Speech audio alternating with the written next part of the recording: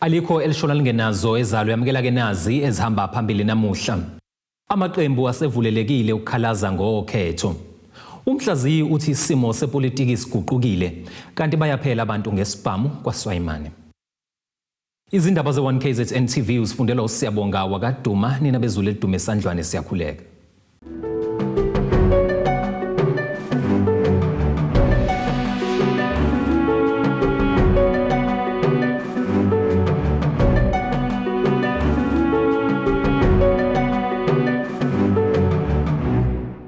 Selivuliwe iwindi lokuthi amaqembu ezepolitiki kanye nalabo abebengenele ngokuzimela baqala ukufaka izikhalo okungenzeka banazo ngendlela okwenzeke ngayo ngesikhathi iqhubeka ukhetho kuleli. Loyo isikhulu esiphezulu kwinhlangano engamele ukhetho uIEC esifundazweni KwaZulu-Natal uNtomfuthi Masinga uthi lokhu ke kuvuleke kuze kube usuku lakusasa kusihlwa kanti balindele ukuthi kube nezikhalazo. uMasinga usho kanje ekhuluma neziko lezindaba njengoba kuqhubeka ukubalwa kwamavoti. Amaqembu ezepolitiki kanye nalabo bengenele ukhetho ngokuyimela banamahora ayishumi ukuba ke bafake izikhalazo ngabangeneme ngakho malungana nokhetho obelibanjwe kuleli kusukela ngomsombuluko kwaze kwaba ke izolo. Lokho kudalelwe owengamele iIEC KwaZulu-Natal. Amaqembu ke wonke kade engenele ukhetho nalabo bebengene nokuyimela ngoba sinayo yedwa kwiprovince yethu yaKwaZulu-Natal sebekuvulelekile manje iwindow ukuthi bangaqala bafake izikhalo la bebona khona ukuthi mhlambe khona into eyenzekile okungathi kuba beyenzeke ngendlela ehlukile ibe nomthelela kuma results lawo esiwakhipha. Lelo window lizovala ke ngo9 ebusuku kusasa. Emva kwalokho ke i-commissions ekufanele ibhekeleleke zonke lezo ikhala abazobe beyifakile ibisithatha inqumo yabatshena.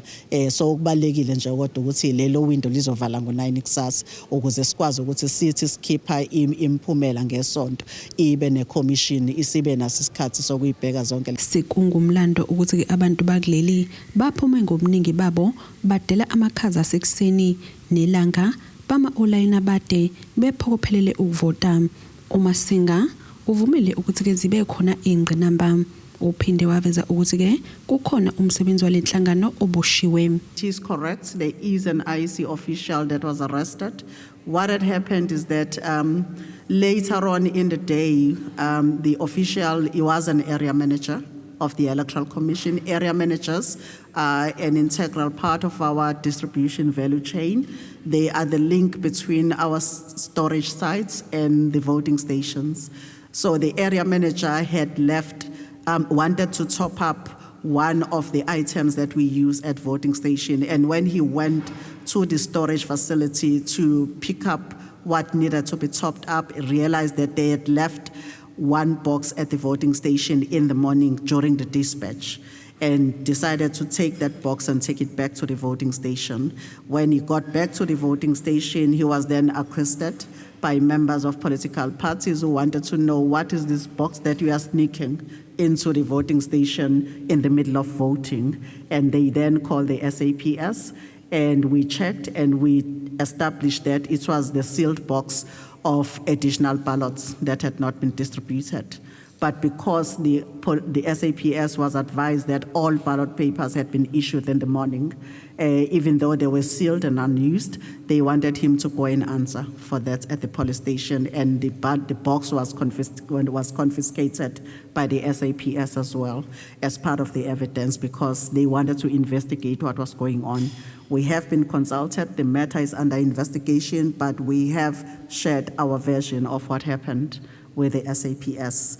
Njengoba namuhla kusuku lokuqala lokubalwa kwamavoti izibalo bezilokhu sikhombisa iqembu elisha iMK Party liwahola phambili kulandele iANC kanye neIFP.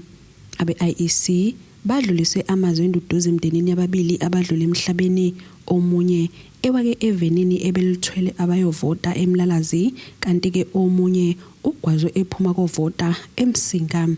Banqome nendlela ke abakuleli abaphume ngayo baba ingxenye yokhetho. Ukubala kusaqhubeka eindabeni ze1KZN TV kube kuntomkhona Mvubu eThekwini.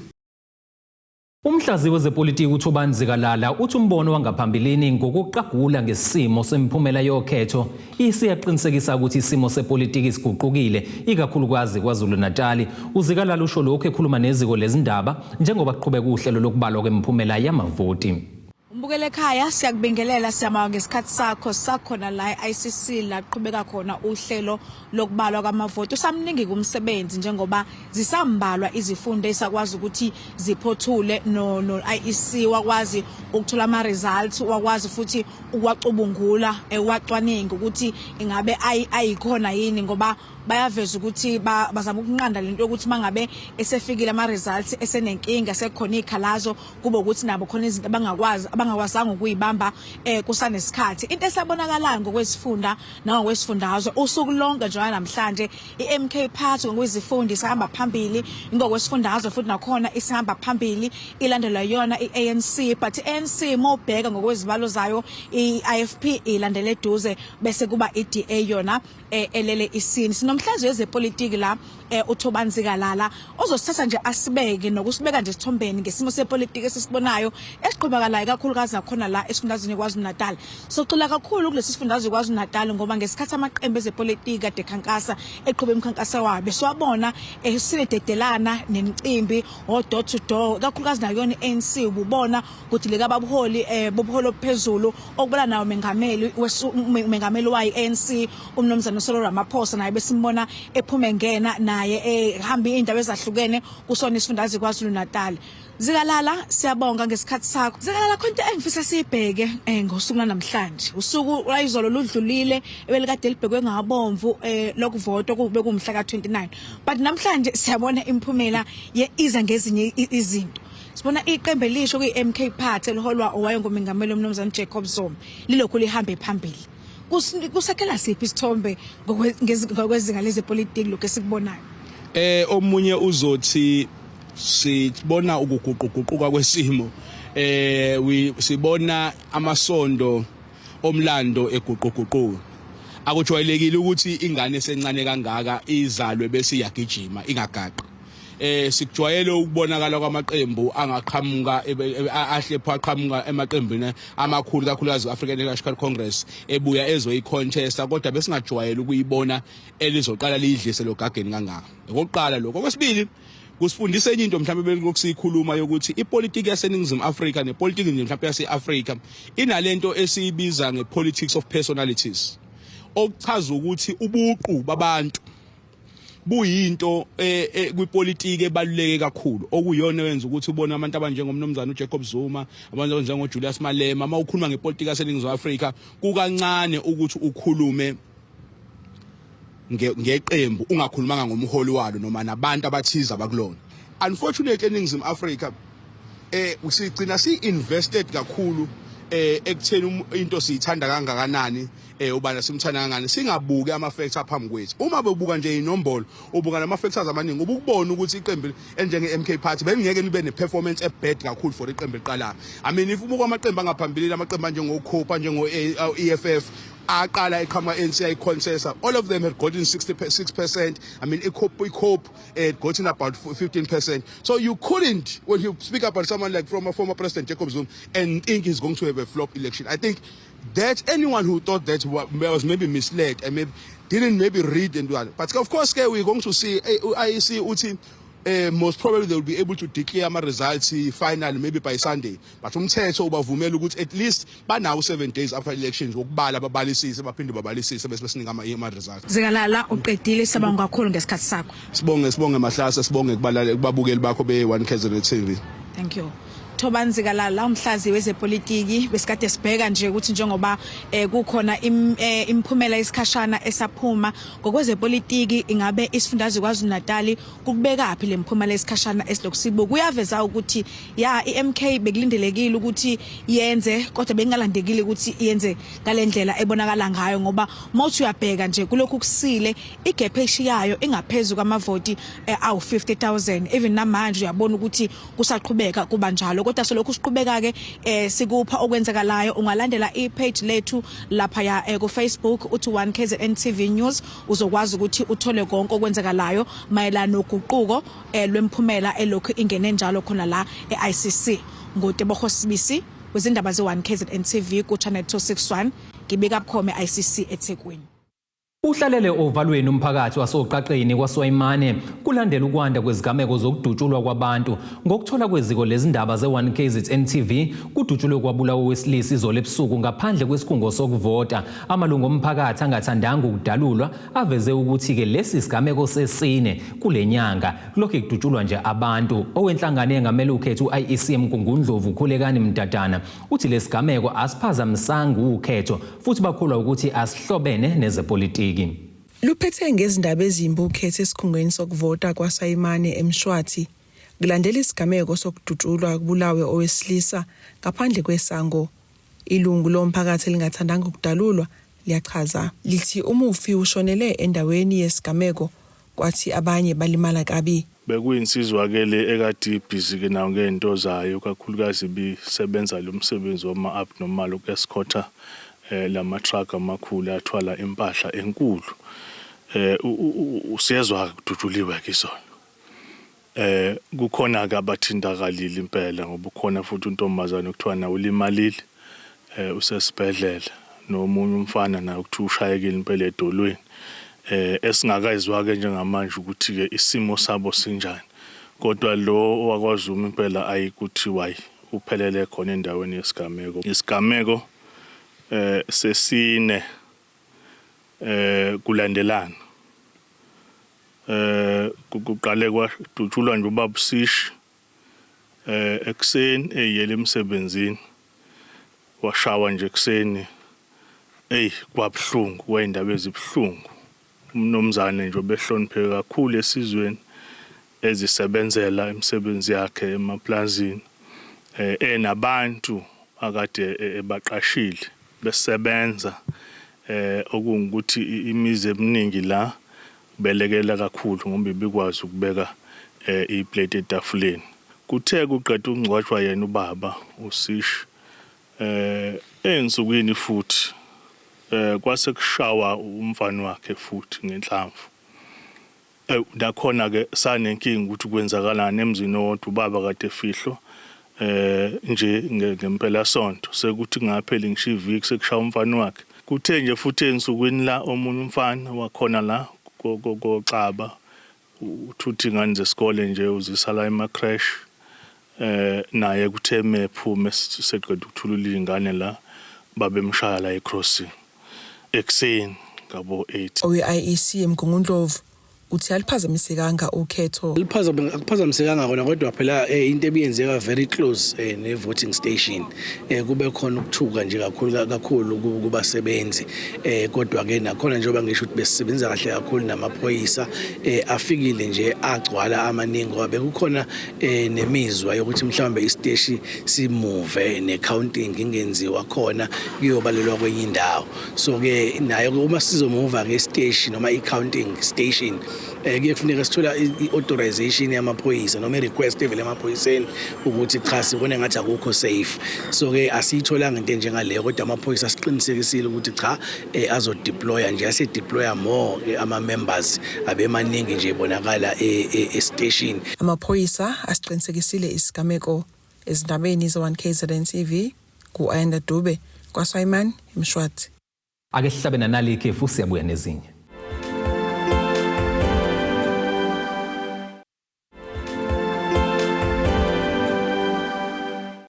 Asikubingelele siphinde sikwamukele futhi mungabe usanda kubukela izindaba zethu amukela ke nazi izihloko ezihamba phambili namuhla. Amaqembu asevulelekile ukukhalaza ngokhetho. Umhlaziyi uthi isimo sepolitiki siguqukile kanti bayaphela abantu ngesibhamu kwaSwayimane. Kubukeka engathi izinto zilihambela kahle iqembu iMK Party ikakhulukazi kwisifundazwe kwaZulu Natal njengoba izibalo ziqhubeka nokungena. Iziko ke lezindaba lihambele eMzumbe uxoxisana nobuholi bakhona beMK Party kanye namalungu aleli qembu. Kuzokhumbuleka ukuthi kumasipala waseMzumbe kwasula amakhansela amahlanu kwathi LS6 laxoshwa nokulindeleke ukuthi kubanjwe ukhetho lokuchibiyela ngenyanga ezothwasa. Njengamanje sela kwisifunda ugu kanti iqembu MK Party kubonakala ngathi izinto njengamanje zisayihambela kahle. Uma ubuka ama numbers kwisifundazwe KwaZulu-Natal kanye nala ogwini kubonakala ngazuthi izinto zisahamba kahle, ama numbers asayivuna ikakhulukazi masibheka lapha eMzumba impela amawadi amaningi engathi MK Party iyawathatha. Kanti njengamanje umuntu enginaye unobhala we-MK Party la kwisifunda ugu uLungani Hlongwa babuhlongwa sikubingelele siphinde sikwamukele kwi1KZN TV. Mhlawumbe unjani umuzwa njengamanje njengoba ngibone ngazuthi izinto zibukeka ngathi okwamanje zisanihambela kahle kumkhonto wesizwe? Msakazi, injabulo iyachichima kumalunga ethu omkhonto wesizwe kweregion. Ngithola izingcingo left right and center eMdoni, sihambe nawo ama VDs amaningi kakhulu, kanti nangapha eMzumbe ama VDs amaningi futhi sikwazile ukwanqoba. Uma ngabe uNcamalala eshaya ikhwelo asikwazi phela ukuyeka into ethintwa umshana wethu endaweni futhi esimaziyo oyindoda yamadoda nolimela iqiniso ukuthi bese siyagwegwa thina kuyona. Ilowa South Coast ngingasho ukuthi sina 100% we-win kule region yonke yaseLower South Coast ngoba nasemzwa abantu uyezwa uma kukhulunywa ngama result ukuthi sihambe nayo kakhulu indondo kulezazi ndawo. So yeah, umsebenzi bomkhulu lapha sijabulile ngoba ama numbers asivuna kakhulu kanti wadi 10 akuyona wadi elula. Iwadi ebukhulu kakhulu alikho iqembu like laba namandla lokuthi ligudluze. Singasho nje ngokuphelela ukuthi sicebula umkhoma impela le wadi 10 sijabule ngalendlela and umphathi siyawubonga ngokuthi usithembisile waphinde futhi wayifeza ithembiso sokwenza okuningi. Nginalithemba lokuthi ama VDs wathatha ngoba kumkhonto wesizwe sibambisene siyasebenzisana, angiboni ukuthi singahluleka. So wathatha ezumkhonto wesizwe kukho ngasihlula. Kakhulu siswami. Ngikukhumbuze lapho umbukeli wami ekhaya ukuthi kunama khansela eqembu leANC athe asula kwiqembu leANC afudukela kwiMK Party nokulindeleka ukuthi ngomhla ka19 June ku2024 kubanjwa ama by elections kulama ward awu7. Njengamanje amaqembu emkhonto wesizwe atha confident ukuthi njengoba ama numbers ebavuna njengamanje banalo ithemba lokuthi masekiwa ama by elections bazophinda benze kahle. Lo mbiko benwethule lo Zamando Sicele kwezindaba ze1KZN TV ngisemzumbi.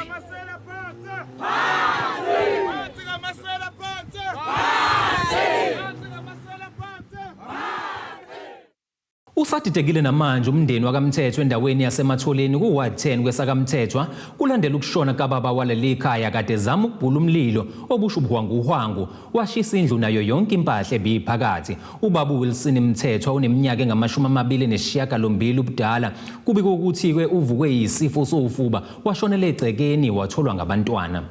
Isikhathi ke bekungu9 kuya ku10 ekseni ngesikhathi ubaba uWilson Mthethwa beneminyaka engama62 ubudala ethola ko umbiko ukuthi akaphuthume ekhaya nanku umlilo ubhunqisa ekhaya. Ngaleso sikhathi ke ubesesikhungweni eyovota. Lana sidumele ngento eyenzekile ekhaya likababa. Lendlu enibuka lana esishele ekamfowethu. Umfowethu uqhamuke ngalanga emuva bephuma ukuyovota esebizwa uthi nakusekonakala kushiyindle ekhaya wagijima esikhathi eqhamuka lana ukugijima ke asisakwazi shuthi ugijime waze wafika la esethi ukhaya inhlabathi uyathela khathele usegijime kakhulu wabona inhlabathi uthi ayilungile ayimfikisi la afuna khona phuthuma walanda amanzi wabuya segaxipha kupakwe imbili akafikanga naseduze kwaleyo ndlu kuphelele ngakurondo kwama wayewa lapho ke kwakuwa kwakhe kuphela kwakhe nangu yena selele lapho wazobona umkhulu selele akafuna ukuvuka kushingane kanti awulela impela nje ushonile. Fika bomthetho nabo bafaka into zabo base belikhipha ngombaba uthi akasekho babenela akabasekhaya ngoba bebengakaneli. Basolela ukuthi ke umlilo uqalwe ingane kadidlala ngumentshisi. Bakhala ngokuthi ke basele nalokho abakugqokile kuphela banxosa noma ubanike ongabalekelela ngezimpahla zokugqoka zabantwana kanye ke nabadala. Kuphele konke kwasala ebebegqokile abatwana bakhe cabanga bala ko7 bese kuba into yonke nje yaphela. So khuleka ke bafowethu nisicingise nathi uthi lezi ingane zingaqokani okwesikhashana ebeholwa imholo ngoba holwa ugogo uyiholela impesheni acoshela kodwa uyena osesele nazo lezi ingane. Okumbe mhlambe kukhona ngelinye ilanga enoke niqhamukeni sisize ngakho ukuthi awu sashiya isalukazi laphana ake sosibona na lokuzana umasipala nithi uma nutshela uthi ungakhohlwa kwashiya indlu laphana afuna ivuswa akekho omnye oyivusa. Njengoba bebhekene nalesimo bakuvezile ukuthi namandla okungcwaba kabanawo. Kakhulu uthu nje uyabona nje kubuka thina asasinalutho. Siyacela ukuthi impela akuzameke la singazameka khona. uNkulunkulu enipha amandla ukuthi umani beka nimukeleke masisha. Kanti ke imeya kamasipala waseMfolozi uXolani Ngwezi ethola ngalezi indaba uqinisekisile ukuthi ke kukhona abazokwenza ukulekelela umndeni uma sebetholile ukuthi luphi usizo abalidingayo. Ngifisa ukudlulisa okuqala ukuzelana kakhulu nesizwe sakamthethwa nomndeni wakamthethwa wonke ngesehlo esenzakale izolo ngekhathi zakusihlwa la kushe khona indlu kwase kuthi ubaba wekhaya wazama ukuyicisha wahilwa intuthu naye waphangalala. Akho-ke bekuwumuntu bekade esebenza kakhulu isikhathi sakhe esiningi usichithe elekelela emphakathini nasesizweni kwakhe nje isizwe saseMfolozi nesizwe sakamthethwa. Ngakho-ke sithi-ke umndeni awududuzeke kakhulu. Umuntu-ke njengomasipala waseMfolozi sizosondela eduzane uxoxisana nomndeni sibone ukuthi kuphi la singalekelela khona. Lezi izindaba ze1KZN TV. Mina ke ngiyosamgeliswe Nqulunga ngikwesaka-Mthethwa.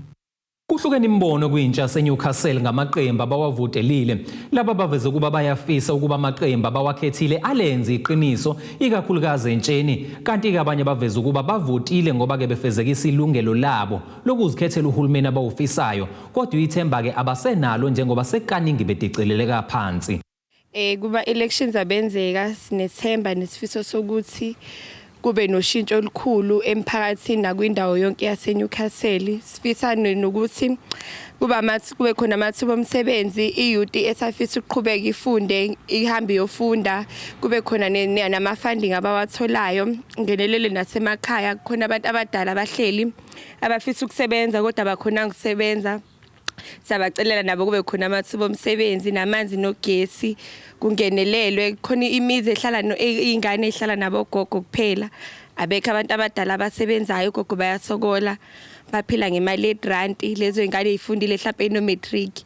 Sicela bandla uhulumeni angenelele nakulawo makhaya njalo afake isandla, silungisele nezindawo, sicela amanzi nogesi nama-toilet aflashekayo. Khona indawo engakabi nama-toilet lawa njalo la endaweni yangakithi. Besicela nje njengoba sivotile kube noshintsho olukhulu la emphakathini, bafake no-tar road ey'ndaweni engazina-tar road nabantu abanamanzi abaye kumele naleli lokusheding sesikhathele yiyo. Sicela nje ukhethe uzongena, sicela tu nasiphoqi ngoba sivuke ekuseni sistresse laphayana nogogo. Sicela nogogo banakekele i-social grants abanye abaningi ishintshe. Sicela siyabonga imthulane eNatali. Mina engingakusho sekuyisikhathi eside inhlangano zisithembisa ukuthi zizoyenza ushintsho. Mina ngokwami ukubuka kwami angisenalo ithemba, kodwa engingakusho ukuthi umuntu yanikezwe lenye ithuba. Kodwa sesiningi isikhathi, it's been 30 years si-strugglisha ngento eyodwa. Iyouth asisebenzi, hlala sithenjiswa umsebenzi. Namanje ikhona iqembu lisanda kujoin iMK lifika nokuthi lizosineza umsebenzi. Anginalo ithemba. Yabona nje makuziwa nje kwezepolitiki ayikho nento sengimthembayo. Engingakusho mina sesiyobona khona, kodwa nje ithemba lisekho. Ngivotile nje ngoba bengi-exercise ilungelo lami, kodwa nje okunye cha. Nginibingelele balandeli be-KZN TV. Izolo kuvotekile kahle. Lonke uhlelo ngiyacabanga ukuthi lihambe kahle. Yize bese sivota nje ngoba sesiqhubha usiko lokuthi kumele kuvote nakhona ithemba sanalo lokuthi lekhosi kuvotelayo like imfanelo zayithu thina abantu abasha zizoyenzeka like ukuthola imisebenzi nani asenalo, but then we are hoping ukuthi lokho sikuvotelile namhlanje kuzowenza umehluko. Ngiyabonga. Siyabonga kakhulu kubantu abavotile. Ngibuke ngathi kuvoteke kahle. Futhi sinethemba futhi elikhulu ukuthina ukuthi kuzokwenzeka lokhu okwakwenzekile ekuqaleni. Iqembu mina engikulona likaze las disappointa futhi alikaze lesilahle futhi it's a hope and kuyithemba futhi leAfrica yonke. Amandla esiphuma kuona nabantu esiphuma kubona basilahle kakhulu.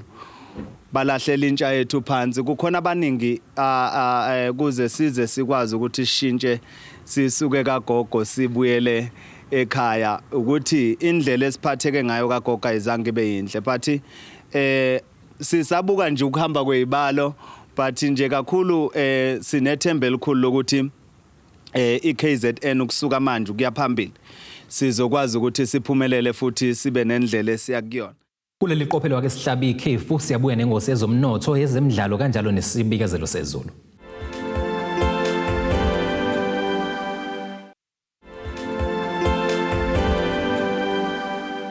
Asiphinde futhi sikubingelele sikwamukele mongabe usanda kubukela izindaba zethu nazi izihloko zezindaba esithi izezihamba phambili namhlanje. Amaqembu asevulelekile ukukhalaza ngokhetho. Umhlaziyi uthi isimo sepolitiki siguqukile kanti bayaphela abantu ngesibhamu kwaSwayimane.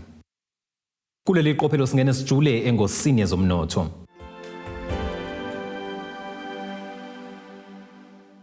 Irandi lakuleli liwu-18.70 maliqhathaniswa nedola laseMelika libe u-20.21 maliqhathaniswa ne-euro lase-Europe liphinde libe u-23.75 maliqhathaniswa nopondo waseBrithane. Igolide ke lona lingu-$2,333.52 i-ounce kuthi uwele ongahluziwe ube u-$83.60 umphongolo. Ake sikubhekele engosini yezemidlalo. Kumhlaba umxhwele ukunqoba esinye isicoco seCAF Champions League neAl Ahly, umdlalo webafana bafana uPercy Tau, iRed Devils iphinde yaba ngompetha base-Afrika ngesikhathi inqoba i-Experience yaseTunisia ngegoli elilodwa eqandeni emlenzeni wesibili womdlalo wamanqamu obuseCairo International Stadium ngomgqibelo ebusuku.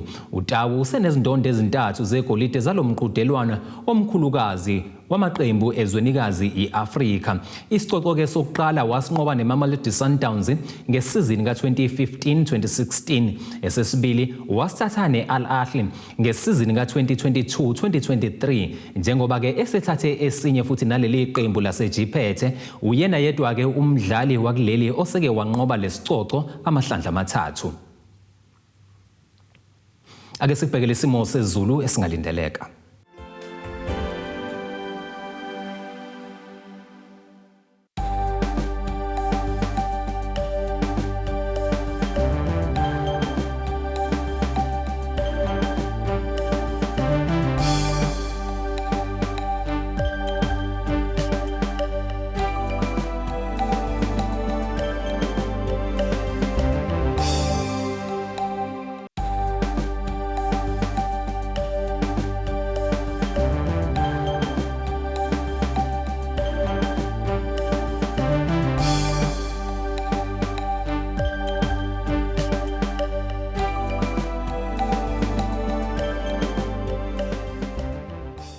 Nina besilungu ngiyazibeka ebesikuphathele zona namhlanje sihlangabeze kusasa nethimba ngasi isikhathi esifanayo.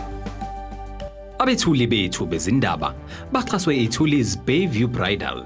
Ungabashayela kulezi zinombolo ezivelile.